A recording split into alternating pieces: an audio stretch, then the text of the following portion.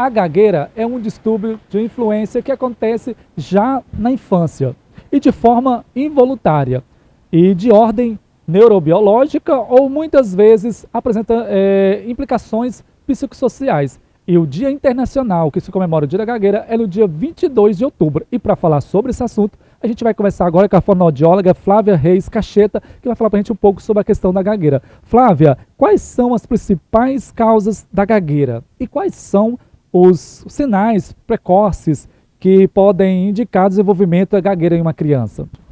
A gagueira ela tem uma origem que pode ser uma gagueira do desenvolvimento normal da criança, dos seus 2 aos 3 anos de idade, no processo de desenvolvimento, que geralmente dos seus 2 aos 6 anos é o auge do desenvolvimento dessa linguagem. Então, os pais devem observar, primeiramente, se dentro dos 2 aos 3 anos de idade essa criança ela vai ter esse desenvolvimento, uma fala com repetições, com rompimentos bruscos. Então, isso não pode persistir após os 3 anos de idade.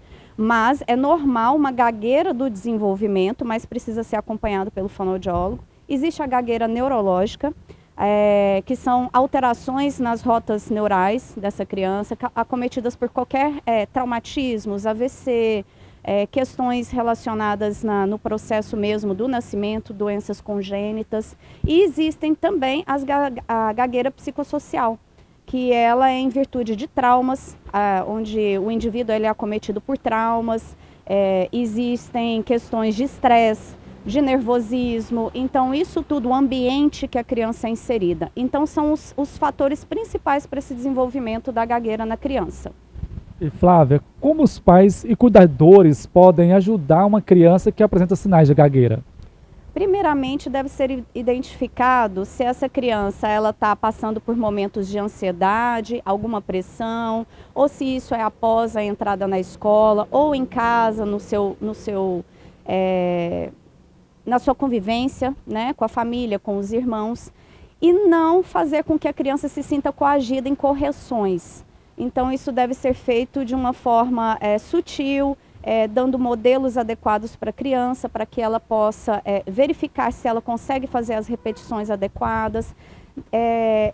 O auxílio da família, da escola, dos professores, de todas as pessoas que a criança está inserida no contexto social é muito importante para que ela não se sinta de uma forma, como que eu vou dizer, cobrada para uma fala correta. Então, ela está num processo de desenvolvimento. Então, isso é muito importante e a colaboração dos pais e cuidadores se faz importante nisso.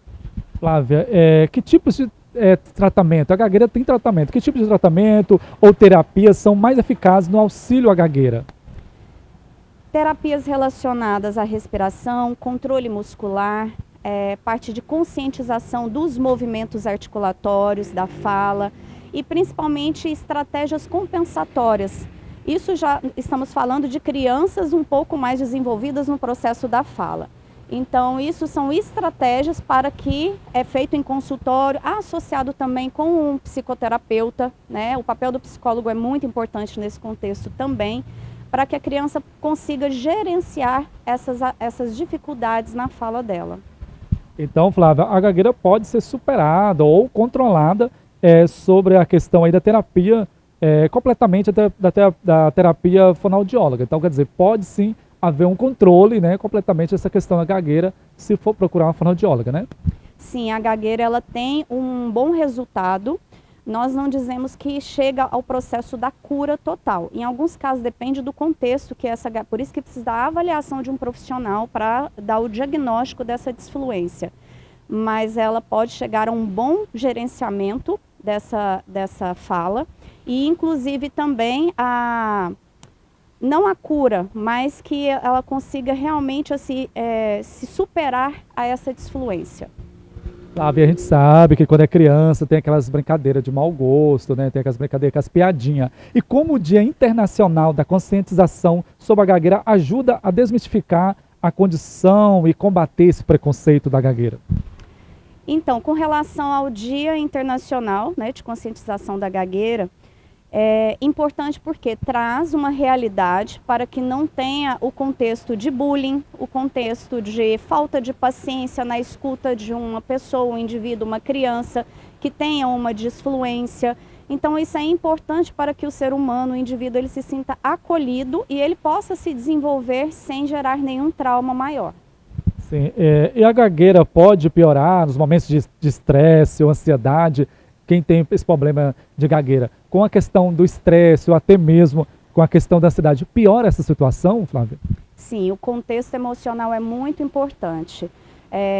Então, quando o indivíduo que ele já tem um comprometimento da fala, que ele tem a disfluência, quando ele se sente pressionado, quando ele se sente no meio, que ele já sofreu algum aborrecimento, um bullying, um transtorno, realmente ele vai evitar, ele vai provocar esse isolamento e também vai evitar a comunicação. Então, assim, a questão do estresse, do nervosismo, isso tudo afeta a fala. O ser humano, normalmente, quando ele está num contexto já que gera um nervosismo, ele já tende a gaguejar naturalmente.